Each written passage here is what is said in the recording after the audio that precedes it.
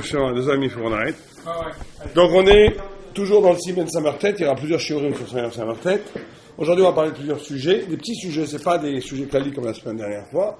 Premier sujet, qu'est-ce qu'on fait avec la viande congelée? Très bien, on attend. Qu'est-ce qu'on fait avec la viande congelée? Deuxième sujet, très important, combien est-ce qu'il faut saler? Ça, vous savez, ça a été des discussions avec la rabbanout, avec les... Est-ce qu'il faut saler toute la viande, une partie de la viande, etc. Ça, on va en parler parce que c'est très important, c'est beaucoup plus d'halakha. Donc, il y a un Rashba qui écrit que la viande qui est congelée, on ne peut pas faire de la menicha. On ne peut pas saler une viande congelée parce que la congélation fait que le sel n'extrait pas le sang. C'est évident. Le sang est bloqué dans la viande, donc on ne peut pas saler une viande congelée. Et, par contre, on a... C'est marqué dans la Gemara, ça? Non. C'est les Rishonim. Le premier qui parle de ça, c'est le Rashba. La congélation, c'est le sang.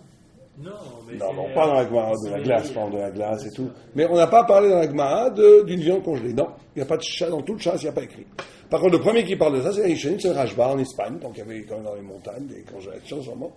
Et il dit qu'on ne peut pas, bien entendu, saler une viande congelée parce qu'elle ne va pas extraire le sang. Ça, c'est clair. Alors, est-ce qu'on peut faire la hadacha? Est-ce qu'on peut faire la hadacha d'une viande congelée? Ceux qui étaient au cours de la semaine dernière devront répondre tout de suite.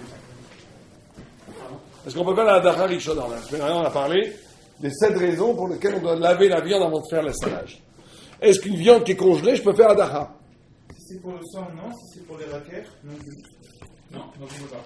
Parce que vous avez bien commencé, mais vous avez mal continué.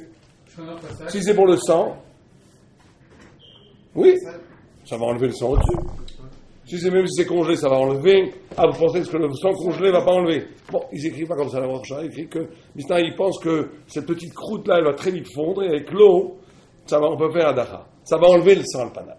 Par contre, si on est dans la vue qui est pour attendrir la viande, c'est évident que mettre de la viande congelée dans de l'eau ne va pas attendrir la viande. Or, comme on a vu que le Ika a dit, en vérité, c'était d'enlever le sang, parce que je suis de pas Khetisha, donc pour les Sfaradim Vadaï, qu'on peut même les Khatrila, sauf qu'il y a un Minak Sfaradi qui fait une Khetsi Hacham, ils disent Alpidine, on peut faire Adacha d'une viande congelée. D'accord? Même Mitzad Aminag, que même les Sfaradim font tremper la viande Khetisha, donc, et ça n'a de sens que pour attendrir la viande, donc il faut que la viande soit décongelée. Mais Mitzad Aminag, oui. Par contre, le salage, c'est absolument impossible.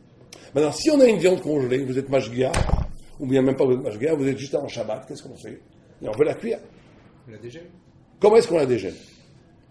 Alors, il y a un problème avec le klisheni. Est-ce qu'on peut la mettre dans un klisheni pour qu'elle se dégèle? Vous savez que klisheni, je vais vous dire rapidement les 4 vues, il y a 4 vues sur klisheni.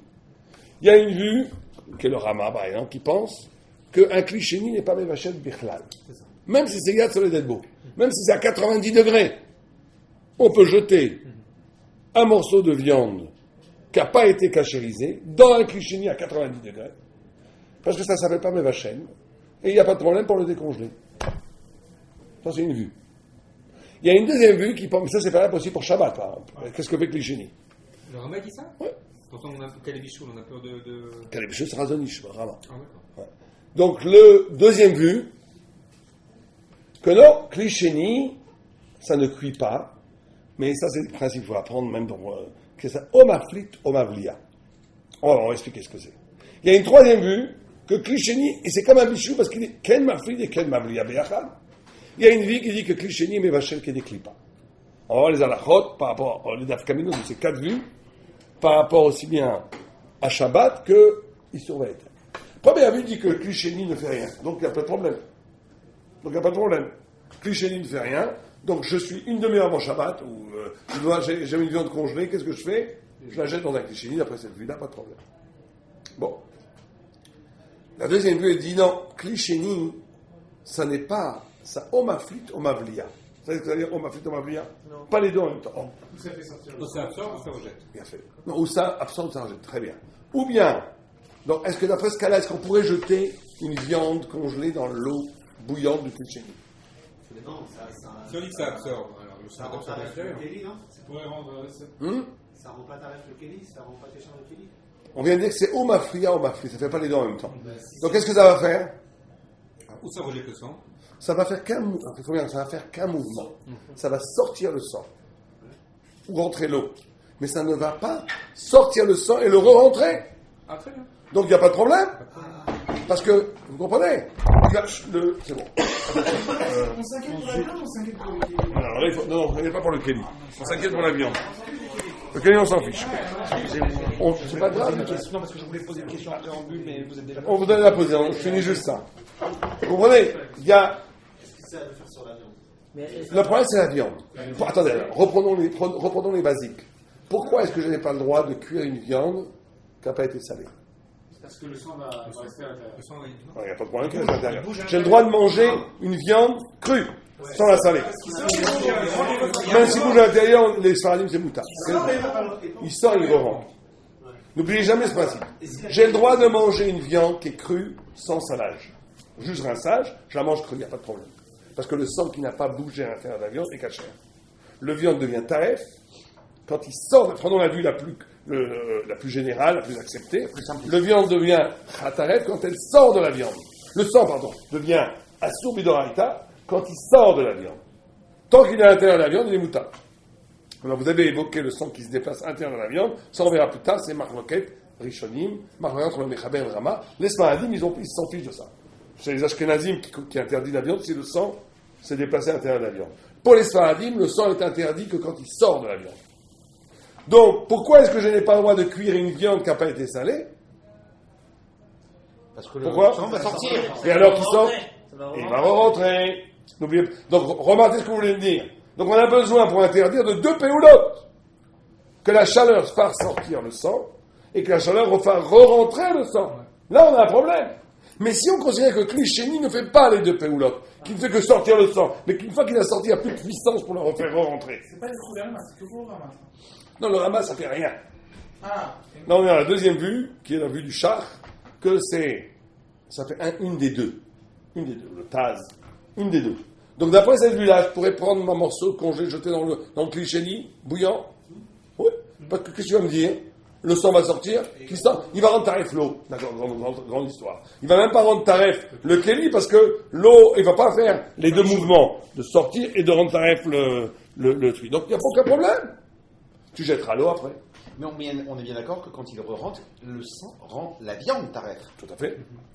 Mais maintenant, il ne va pas rentrer dans le Klisheni, d'après la vue qui dit que Klisheni, Omafria, va l'Oshtem Be'achal. Pourquoi? Parce que c'est une chaleur moindre. Bon, ça, pourquoi Klisheni? Ça tout à fait chose. Alors, on peut passer par... Pourquoi? Parce que. Physique, mais... Non, c'est aussi physique. C'est parce que ça va vers la froidure. C'est comme ça que les Tosfot expliquent. Un Kli Rishon qui est à 60 a une capacité de cuisson plus forte qu'un Klisheni qui est à 80. C'est très compliqué pour nous à comprendre, parce que nous, on raisonne en termes que de quantité de chaleur, parce que pour les Rishonim, il y a une orientation de la chaleur. La chaleur en augmentant est une chaleur qui a une puissance plus forte que quand elle va en diminuant. Bon, ça, c'est pas notre sujet. C'est un Tosfot dans Shabbat. Tosfot pose déjà une question scientifique à l'époque. Il dit qu'est-ce qu'on affiche chez Nish, traverse la chaleur. Il répond ce principe-là, que la chaleur n'est pas effective que par rapport à son degré de chaleur, mais aussi par rapport à sa situation des parois. Elle s'occupe de refroidir les parois. Exactement. Bon. C'est un enseignement de Moussa important, ça. Ouais. C'est pas ton niveau qui compte. Exactement. C'est où tu vas.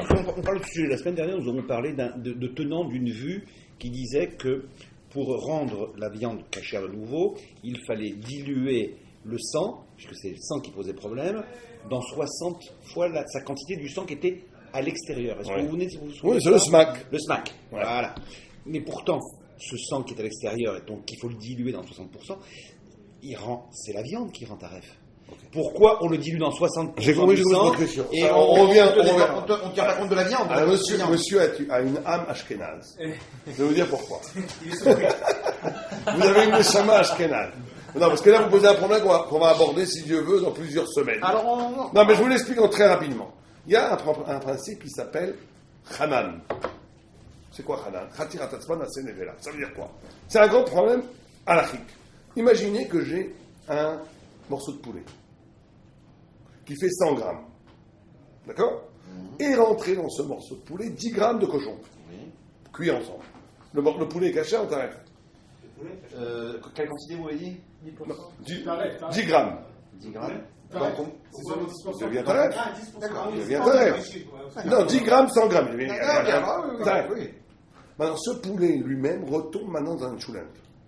Vous avez besoin de 60 contre tout le poulet ou 60 contre les 10 Voilà, grammes absorbés. Hein? Non, quand on a 10 grammes de. Alors, Le poulet les taref, Sfaradim non, disent, poulet les Sfaradim disent, non mais on verra ça plus tard, que non, le poulet il reste assourd, mais il n'a pas le pouvoir d'interdire plus que ce qu'il a absorbé. D'accord. Parce que la chair du poulet, il est cachère. Simplement, il est assourd parce qu'il a absorbé. Mais il ne va pas assourd, il va assourd que le volume qu'il a absorbé. Mais les Ashkenazim, le Rama dit comme vous. Les Tosfot, ils disent comme vous, ils disent, attention, maintenant que le poulet est devenu interdit, il est devenu Khaticha, Atzma, Maasik, Nevela. Elle est devenue une Nevela en soi. Donc maintenant, il va falloir 60 contre tout le poulet. Oui, évidemment. D'accord. Donc dans votre cas-là, on dit qu'on parle d'après les buts qui disent pas, on dit pas Hanan dans ce cas-là. Pourquoi on dit pas Hanan? Il faut avoir. On dit pas ce principe-là, et on dit qu'il faut que par rapport au parce que la viande en soit très chère. D'accord? Bon. Donc, on en est où maintenant? On en est au Klichéni. Donc on a dit que après la deuxième vue du Klichéni, il n'y a pas de problème. Après la troisième vue que c'est Mavliya ou Maflit, Ke Achad Za Marshal, c'est figé. On ne peut pas faire Klichéni. Tu vas rendre ta viande. Donc, tu ne peux pas la décongeler en mettant un Klichéni. Parce que tu vas là, c'est Gam Maflit, Vegam Mavliya Ke Echad. Donc ça sort le soir et ça absorbe. Et d'après la vue qui dit qu'il y a des clipas, il y en a qui déosés, qui disent jette-moi ça là-dedans, et après tu collectes la clipa et tu te fais, et tu as au moins décongelé le tout. Quatrième but. Il y en a qui disent ne fais pas ça, parce que qui va ça, peut-être tu vas pas bien faire la clipa. Bon. On va voir la halakha. Ça, c'est les vues, les vues chez les choses. La halakha, elle est chez le mechamer, que les chatrila, regardez le mechamer, c'est Sivan Samatret, les afilou ve klisheni, yesh omrim shelo imaleg, ve imaleg mutar.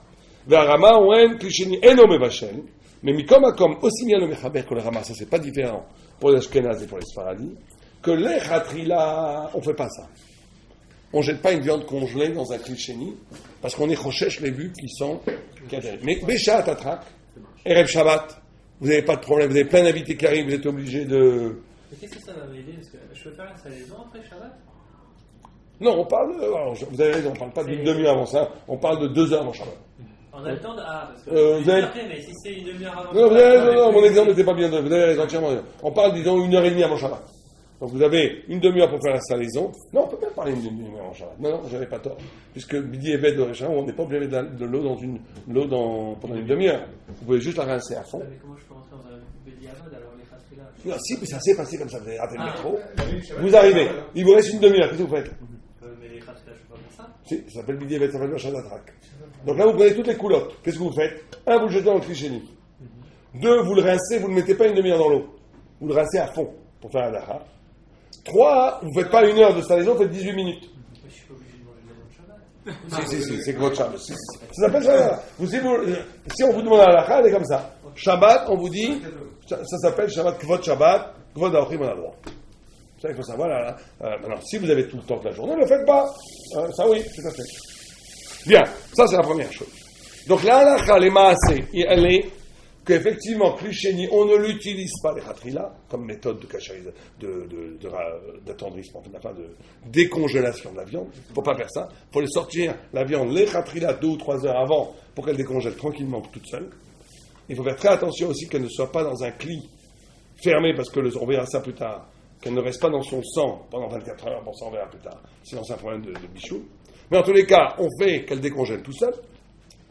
Après, on la rince. Maintenant, si on n'a pas le temps, avant Shabbat, des invités, tout ça, on a le droit de la mettre dans un Klichéni pour la décongeler. Certains disent aussi que dans la viande congelée, avec Klichéni, le froid de la viande congelée va annuler le pouvoir du bichou du Klichéni. Mais en gros, il amène cette vue-là.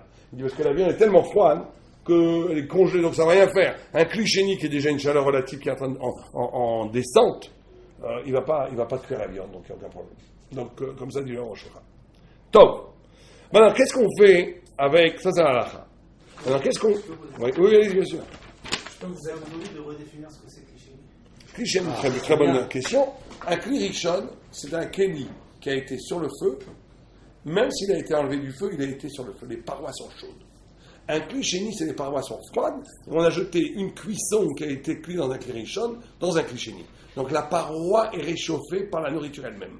Ça s'appelle un clichénie. Donc certaines vues disent ça fait rien, ça. Cuire, c'est pas ça. Cuire, c'est quand le kéli cuit, pas quand la nourriture s'auto-cuit. Très bien. Donc là, j'ai fait chauffer l'eau, Ouais. je le mets dans un autre kéli, et là je peux faire décongeler ma viande. Tout à fait. Maintenant, il y a plusieurs cas par rapport à la congélation qu'il faut savoir, qui sont, si j'ai fait mon salade, je ne me suis pas aperçu que c'était congelé. Ça peut arriver. Le Bediabat, ça marche. Non, ça ne marche pas bien, on a vu. Ça marche pas bien. Mais, est-ce que maintenant, imaginons, mais après ça s'est décongelé, et après il est resté 18 minutes, après que c'est décongelé, c'est bon, c'est cachère. Tu vas pas dire, oui, mais attention, quand tu as mis le sel au moment où c'était congelé, ça a tué le pouvoir du sel, des choses comme ça. Il n'y a pas de problème. C'est pas grave, ça se décongèle. Et si du moment que c'est resté 18 minutes décongelé avec du sel, c'est bon, il n'y a pas de marque. Donc la décongélation, l'eau. C'est-à-dire, si tu as mis le sel, Décongelé, c'est devenu l'eau est. on s'en fiche. On aurait pu croire que l'eau annulait le pouvoir du sel. On dit que non. Le fait que tu as mis assez de sel autour, si ça a décongelé, que c'est resté après 18 minutes, coche. Et on a enlevé la clipa? Oui, on a fait Adara. Deuxième question, imaginez que vous avez fait quelqu'un de fou, a fait une mélicha, et il a mis sans s'en rendre compte dans le freezer. Donc ça a congelé au milieu de la mélicha. Je ne sais pas si c'est possible, on a un petit morceau de viande, qui congèle en 5 minutes, en 10 minutes. Donc vous avez salé ce petit morceau de viande, vous l'avez mis dans le congélateur, et après vous l'avez sorti. Il y a eu encore 10 minutes. Donc il y a eu 18 minutes. Mais pas ensemble. Il y a eu 10 minutes congelé, 10 minutes. Ou 9 minutes congelé, 9 minutes. Est-ce que ça marche? Est-ce que ça marche? Ça s'appelle 18 minutes, il faut 18 minutes. Oh, c'est une marque roquette. Celle-là, c'est une marque roquette. On a le prix Khadash qui dit chez Ken Mistaref, comme vous. La principale, c'est qu'il y a eu 18 minutes de travail du sel. Et on a le prix Megadim et qui est le char, qui eux disent non, c'est pas Mistaref, parce qu'eux ils pensent que c'est exponentiel, que c'est le sel, c'est pas comme il commence doucement et après au bout de 10 minutes, c'est là où il éjecte énormément de sang. Mais si 2 fois tu le fais commencer, c'est 2 petits, c'est pas bon. C'est un escanage. On met ça à zéro. Il Faut 18 minutes parce que c'est exponentiel. La pauvre Ratsouf. 18 minutes, on est au top. Ratsouf. C'est comme ça qu'on est posé avec la halakha. Sauf Bidi et Bidi, s'il y a déjà cuit, on dit tu n'as pas besoin de. Tu ne rends pas ta viande. Parce que s'il y a eu 18 minutes, tu es sur le prar. Mais s'il n'a pas déjà cuit, on dit non, attends qu'il y ait 18 minutes Ratsouf. Alors, dernier cas de figure, imaginez que vous avez une viande, elle n'est pas du tout congelée. Vous avez fait tout, Adacha, Melicha. Tout d'un coup, vous la coupez après là, vous voyez qu'elle est congelée dans son cœur.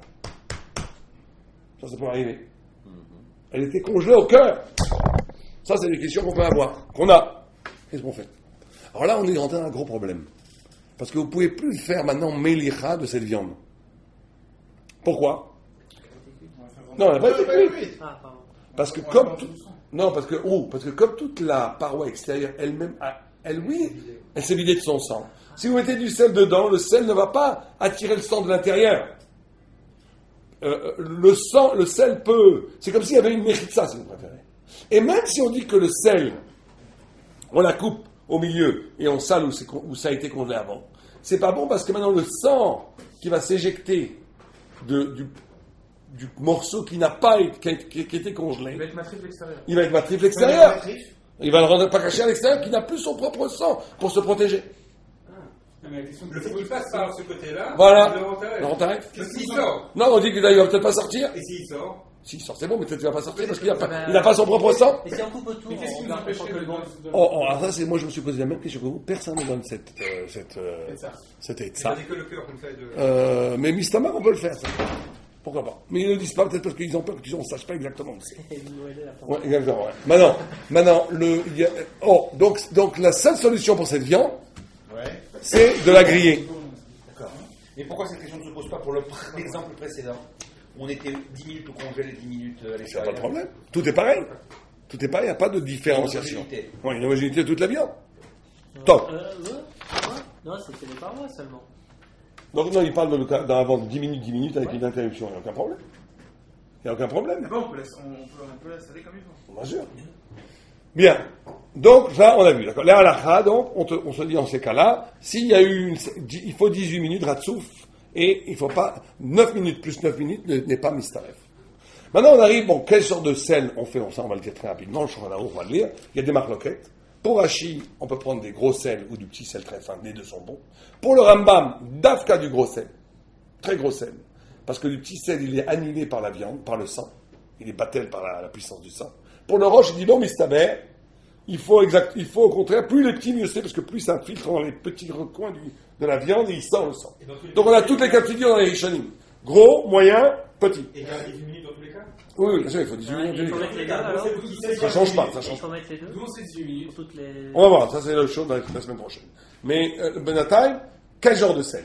Là, la elle est que les Khatrila, on prend un sel Benoni pour être content avec tout le monde. Moyen, pas trop fin, pas trop gros. Parce que le roche, il dit au contraire, du gros sel, il va pas rester, il va tomber. Il va pas faire le boulot. Donc c'est des marloquettes. Les halakha, on prend du sel moyen, et Bidievet, tous les sels sont cachés.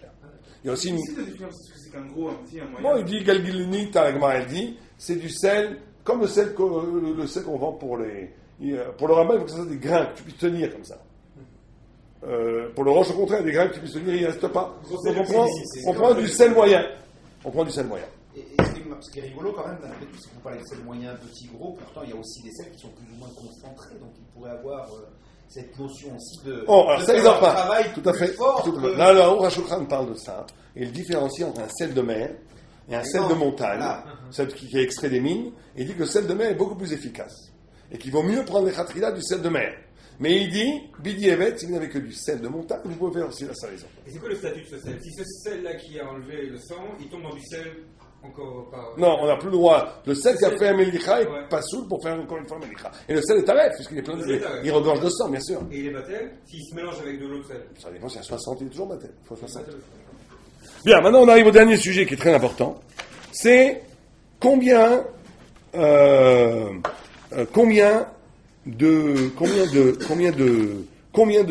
sel on met. Alors tout d'accord, il faut mettre du sel. Combien de sel on met? Combien de sel faut-il pour cacher les îles? La quantité. Ça c'est très important. Alors d'abord je vous dis, par rapport à quel sel, le Mechaber dit dans Sif Gimel, Lo imlar bemelar daka kekemach, il est choshesh pour le Rambam. Non, ça juste on finit ce qu'on avait dit avant, excusez-moi. Lo imlar bemelar daka kekemach, il ne salera pas avec un sel qui est fin comme de la farine. Velo bemelar gassa beyoter shenofen. Donc on voit que le Mechaber a le souci de faire l'équilibre entre le Rambam et le Roche.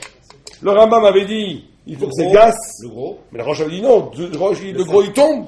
Donc il dit d'accord, on va être content avec le Roche, on va prendre un qui tombe pas. Mais on va pas faire non plus que Kema parce qu'on a peur du Rambam qui dit que le Kema il fait rien, il est annulé par le temps. Donc on fait les deux. Et le Rama dit ve'im elo melach acherak melach dak Kema mutar lim larbo bidi eved. Donc bidi eved avec tous les trucs, ça c'est simple. Mais c'est drôle, non, il a dit Il dit pas pour le gros.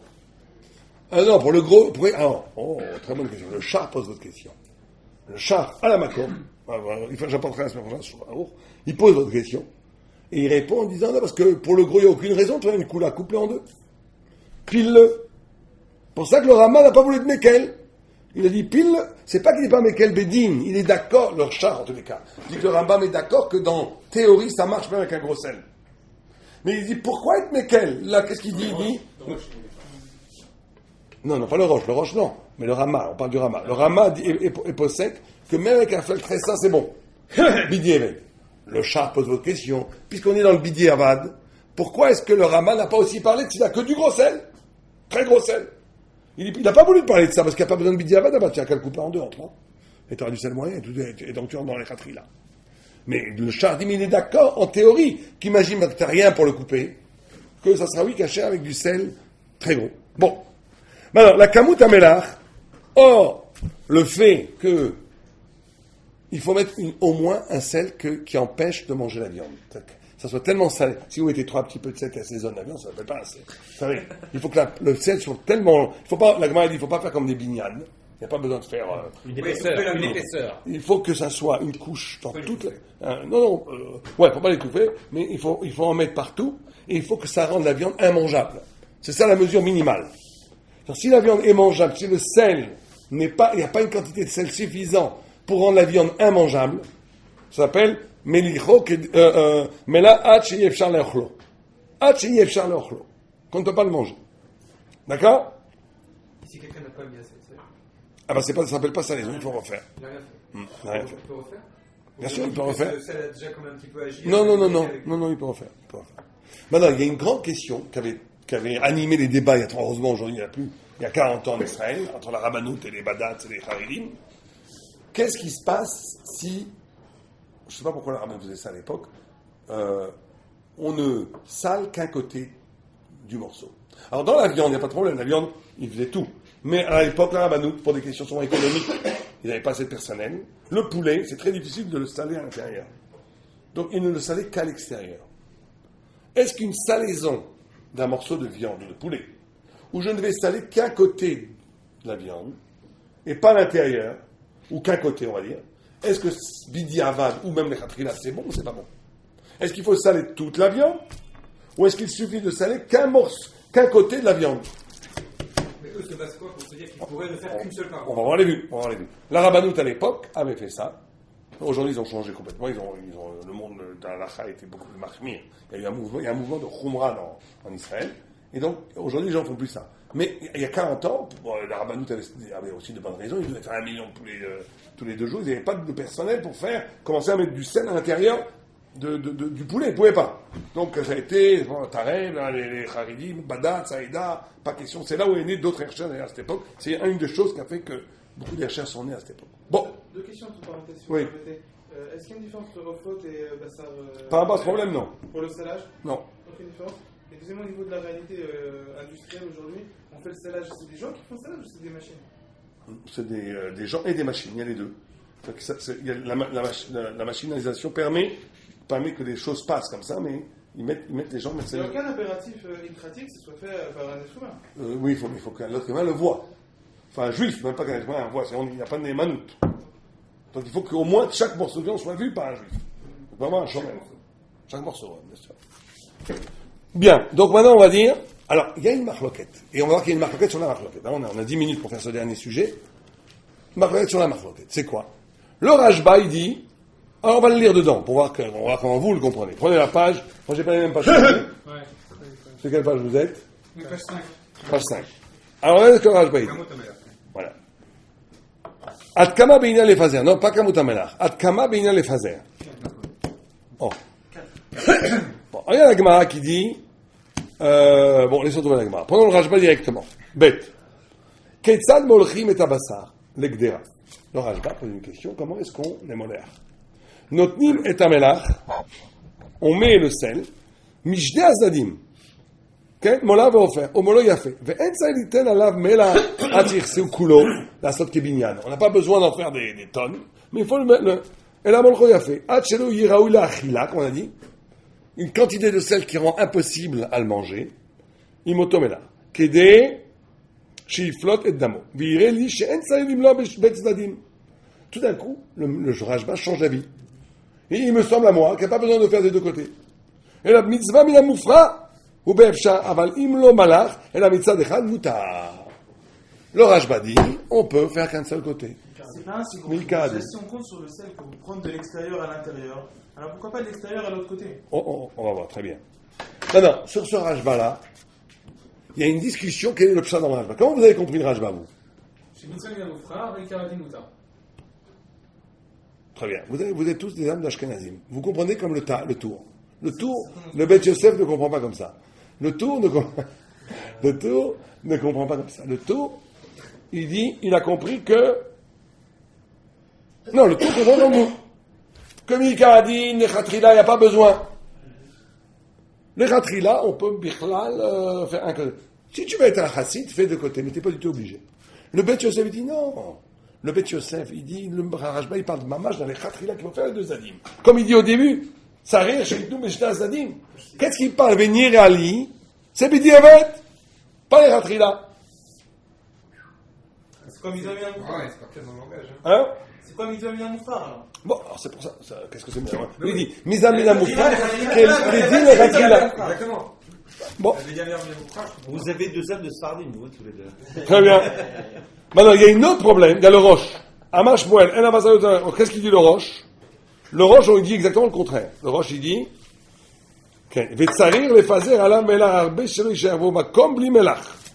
et le roche, lui, il dit qu'il faut tout recouvrir, et si on ne recouvre pas tout, qu'est-ce qui se passe? Et là encore, il y a une autre marloquette.